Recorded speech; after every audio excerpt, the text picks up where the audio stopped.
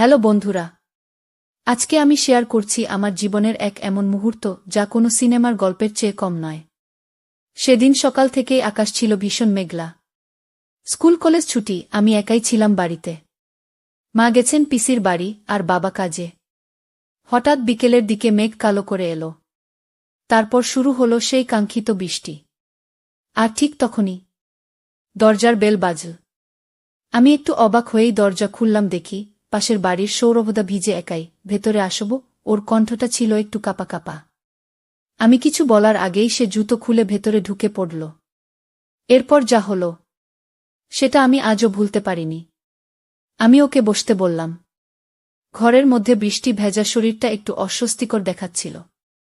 তোর তো ঠান্ডা লেগে যাবে বলেই আমি টাওয়েল নিয়ে এলাম। সৌরভদা চুপচাপ বসেছিল। আমি নিজেই ওর কাঁধে টাওয়েলটা চাপিয়ে দিলাম। টাওয়েলটা ধরতেই ওর আঙুল আমার আঙুল ছুঁয়ে গেল।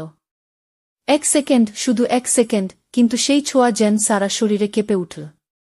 চা বানিয়ে দিই, আমি ভেঙে দিলাম নিস্তব্ধতা। হ্যাঁ প্লিজ গু। ওর গলায় কেমন একটা নরম অনুরোধ ছিল। আমি রান্নাঘরে গিয়ে 2 কাপ চা বানাতে লাগলাম, আর মনে মনে ভাবছিলাম, এই ছেলেটা তো ছোটবেলা থেকেই চেনে আমাকে, তাও আজকে কেন যেন সবকিছু নতুন লাগছে। ফিরে এসে দেখি ও ছাদে তাকিয়ে বৃষ্টি দেখছে। গায়ে আমার দেওয়া টাওয়েল, হাতে আমার বানানো চা। আমি পাশে বসলাম, আর একটা মুহূর্ত চুপচাপ, যেন দুটো হৃদয় একসাথে শুধু শব্দ ছাড়া কথা বলছে।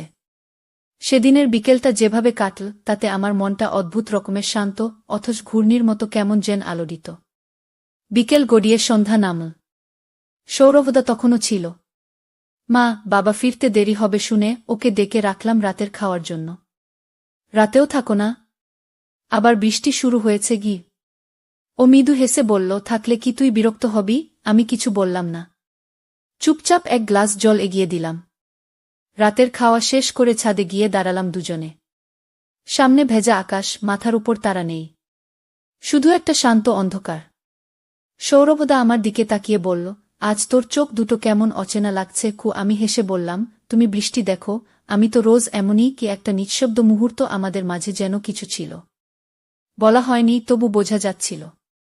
ওর হাতটা আমার হাতের কাছে এলো, ছোঁয়নি, কিন্তু খুব কাছাকাছি। আমি চোখ নামিয়ে নিলাম। এই অনুভবটাকে কোনো নাম দেওয়া যায় না। রাত বাড়ে আমরা নিচে নেমে এলাম। ওর থাকার জন্য গেস্ট রুম রেডি করলাম। যাওয়ার আগে দরজায় দাঁড়িয়ে সৌরভদা বলল, নয়না, আজকের রাতটা মনে থাকবে। শুধু আজ নয়, অনেক দিন। পরদিন সকালবেলা আমি রান্নাঘরে, সৌরভদা তখনও ঘুমোচ্ছে।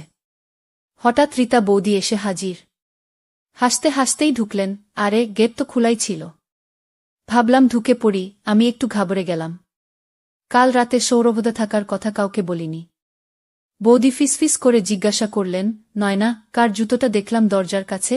আমি ভীষণ লজ্জা পেয়ে বললাম, আসলে বৃষ্টিতে আটকে গেছিল, তাই থেকে গেছে কি। বৌদি এক ঝলক তাকালেন আমার দিকে।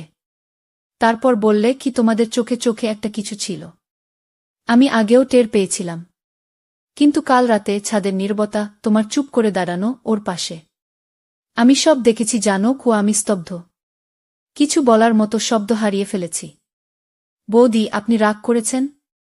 না রে পাগল। ভালোবাসা যদি এমন সাদা পরিচ্ছন্ন হয়, সেটা লুকোনোর কিছু নেই গিউ। তবে তবে একটাই কথা বলি, সম্পর্কের পথ যেন সম্মান দিয়ে বাঁধা হয় গিয়ে। আমি চোখ নামিয়ে ফেললাম। হঠাৎ মনে হচ্ছিল বৌদি যেন একদিকে বড় আপু, আবার একদিকে মায়ের মতো। ঠিক সেই মুহূর্তে ঘর থেকে বেরিয়ে এল সৌরভদা। আমাদের দুজনকে একসাথে দেখে একটু থমকে গেল। বৌদি হেসে বললেন, শুভ সকাল দুলাভাই। তিনজনের মাঝে ছড়িয়ে পড়ে এক টুকরো খুশির বৃষ্টি। সেদিন দুপুরে রীতা বৌদি আবার এলেন। হাতে হালকা কিছু খাবার, মুখে রহস্যময় হাসি। চলো না, আজ একটা ছোট প্ল্যান আছে গু। আমি অবাক। কি প্ল্যান? বৌদি মুচকি হেসে বললেন, তোমরা দুজন আর আমি, আজ একটা ছোট খোলামেলা কথাবার্তা হবে গু। আমরা তিনজন বসলাম আমার ঘরে। বাইরে তখন হালকা বৃষ্টি। দরজাটা বৌদি নিজেই টেনে দিলেন, যেন সেই মুহূর্তটাকে একটু নিরাপদ ও ব্যক্তিগত করে তোলা। বৌদি বললেন, আমি অনেক কিছু বুঝি, কিন্তু আজ চাই তোমরা নিজের মুখে বলো। এই যে বন্ধুত্ব, ভালোবাসা, বিশ্বাস, এসব কোথা থেকে শুরু, কোথায় গিয়ে দাঁড়িয়েছে? আমি আর সৌরভদা দুজনেই কিছুটা চুপ। কিন্তু বৌদির মুখের স্নেহ, চোখের মমতা আমাদের মুখ খুলে দিল। আমি প্রথম বললাম, আসলে বৌদি, ওর সঙ্গে সময় কাটাতে কাটাতে আমার মনে হয়েছিল আমি ভালোবাসা বলতে যা বুঝি সেটা এখানেই আছে। সৌরভদা ধীরে ধীরে বলল, আর আমি আগে কখনো এভাবে ভাবিনি, কিন্তু নয়নাকে ছাড়া এখন কিছু কল্পনাই করতে পারি না। ঘরের ভেতর এক নীরবতা। তারপর বৌদি আমাদের হাত ধরলেন আর বললেন, তোমরা যদি সত্যিই একে অপরের জন্য তৈরি হও, তাহলে সমাজের কথা নয়, সম্পর্কের মর্যাদা রাখতে শিখো। আজ দরজা বন্ধ করে আমি শুধু একটা জিনিস খুঁজছি, সততা, শ্রদ্ধা আর স্নেহগু। সেদিন ঘরের দরজাটা ছিল বন্ধ, কিন্তু আমাদের মনের দরজাগুলো খুলে গেল এক নতুন আলো। বৃষ্টি থেমে গেছে, হাওয়া যেন থমকে গেছে শুধু ওর গন্ধে। রাতের খাবার শেষে সবাই যার যার ঘরে, কিন্তু আমি আর সৌরভদা ছাদে উঠে এলাম চুপি চুপি। চারদিকে নিস্তব্ধতা। আমরা পাশাপাশি বসে, কোনো কথা নেই, তবুও যেন হাজারটা কথা বলছি। আমি ফিসফিস করে বললাম, তুমি থাকলে আমার ভয় লাগে না। সৌরভদা হাসল, চোখে এক আশ্চর্য কোমলতা। তুমি পাশে থাকলেই আমি নিজেকে খুঁজে পাই নয়না। আমি মাথা রেখে দিলাম ওর কাঁধে। ও কিছু বলল না, শুধু আমার হাতটা ধরে রাখল শক্ত করে, গভীরভাবে। হঠাৎ আমার চোখে জল এসে গেল। সৌরভদা, তুমি কি সত্যিই আমায় এইভাবে দেখতে পারো? আমি তো জানি না এই পথের শেষ কোথায়। ও সে ধীরে ধীরে আমার মুখের দিকে তাকাল। তার চোখে সেই অজস্র নাবলা কথা। শেষটা আমি জানি না নয়না, কিন্তু যতদিন তুমি পাশে আছো ততদিন কোনো ভয় নেই। সেই মুহূর্তে মনে হল যেন একটা অদৃশ্য আশীর্বাদ ঘিরে আছে আমাদের। না ছিল কোনো স্পর্শ, না কোনো উচ্চস্বরে বলা ভালোবাসা, তবুও এক নিঃশব্দ স্পর্শ, এক অন্তরঙ্গ চাওয়া। চাঁদের আলো, ওর মুখটা একদম শান্ত মনে হল, আর আমি বুঝে গেলাম এটাই আমার ঠিকানা। সময় কেটে গেছে। আমাদের সেই ছাদে বসা, কাঁধে মাথা রাখা, চোখের ভাষায় বলা কথাগুলো, সবকিছু আজও আমার মনে গেঁথে আছে।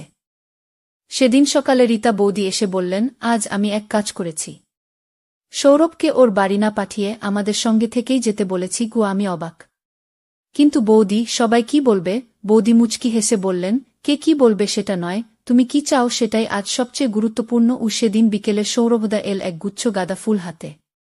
চুপচাপ আমার সামনে দাঁড়িয়ে বলল, নয়না, তোকে আমি কোনো প্রতিশ্রুতি দিতে পারি না, কিন্তু একটা কথা বলতে পারি, আমি চিরদিন তোকে এইভাবেই ভালোবাসতে চাই। সমাজ, সম্পর্ক, সময়, সব পেরিয়ে শুধু তুই আর আমি। আমার চোখে জল চলে এলো। আমি বললাম, তুই যদি আমার পাশে থাকিস, তাহলে আমি আর কিচ্ছু চাই না। সেই সন্ধ্যায় পুরো পরিবারের সামনে আমরা দুজন একসাথে দাঁড়ালাম। রীতা বৌদি আমাদের দুজনের হাত এক করলেন। আজ থেকে তোদের সম্পর্ক শুধু মনে নয়, সমাজেও পূর্ণতা পাবে। ঘরে তখন সকলে ছিল। কেউ চোখে জল নিয়ে হাসছিল, কেউ শুধুই তাকিয়েছিল।